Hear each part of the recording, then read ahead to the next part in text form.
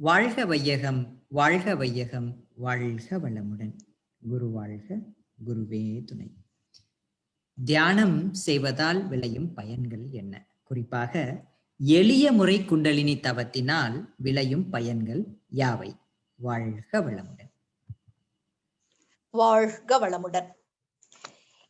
எளிய முறை குண்டலினி தவம் செய்வதால் பல நன்மைகள் உண்டாகின்றன.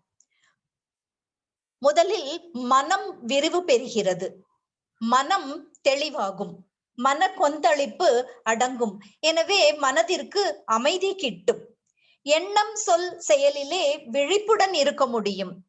நாளமில்லா சுரப்பிகள் நன்கு இயங்கி உடல் ஆரோக்கியம் அதிகரிக்கிறது. உடலுக்கும் மனதிற்கும் ஓய்வு கிடைக்கிறது. கான்சன்ட்ரேஷன், ஓர்மை நிலை கிட்டுகிறது. ஞாபக சக்தி அதிகரிக்கிறது, மெமரி பவர். மூளை கிரகித்துக் கொள்ளும் சக்தி கூடுகிறது, கிராஸ்பிங் பவர். திறமை ஓங்குகிறது, எஃபிஷியன்சி. அயரா விழிப்பு நிலை கிட்டுகிறது, கான்ஸ்டன்ட் அவேர்னஸ். மன இயக்கத்திற்கு தேவையான சக்தி அதிகமாக கிடைக்கிறது. மனோசக்தி, வில் பவர் கூடுகிறது. தன்னம்பிக்கை பிறக்கிறது, கான்பிடன்ஸ். உடலும் மனமும் ஒத்துழைக்கும், body mind coordination. Stress, tension, depression போன்ற மனநோய்கள் நீங்கும்.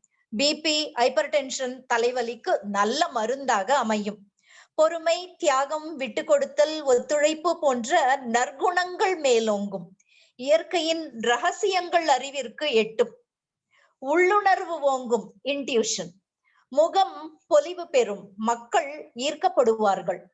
ஆளுமை திறன் கூடும். தூக்கமின்மை என்னும் நோய் நீங்கும், இன்சோம்னியா.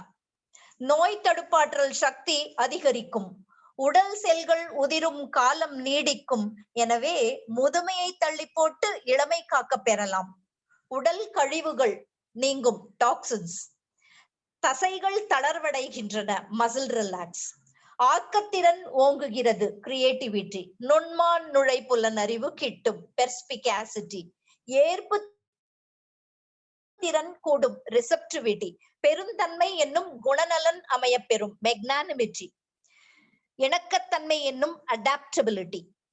புறமனத்திற்கு நுட்பமும் வேகமும் பெருகும்.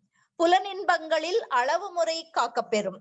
ஆசை அளவோடு இருக்கும். முற்கால அனுபவம், தற்கால சூழ்நிலை, எதிர்கால விளைவு என்னும் முக்காலத்தையும் ஒன்றிணைத்து திட்டமிட்டு அளவோடும் முறையோடும் புலன்களை பயன்படுத்தும் தகைமை நாளுக்கு நாள் ஓங்கும். முக்கால ஞானம் மலர்கிறது. பாவப்பதிவுகள் அழுகின்றன. ஆணவம், கண்மம், மாயை அடியோடு நீங்குகிறது. Ego, illusion, சினிபிரின்ஸ். உடல் நலம், மனநலம், குடும்ப நலன், ஆன்மீக நலன் மற்றும் சமுதாய நலம் கிட்டும்.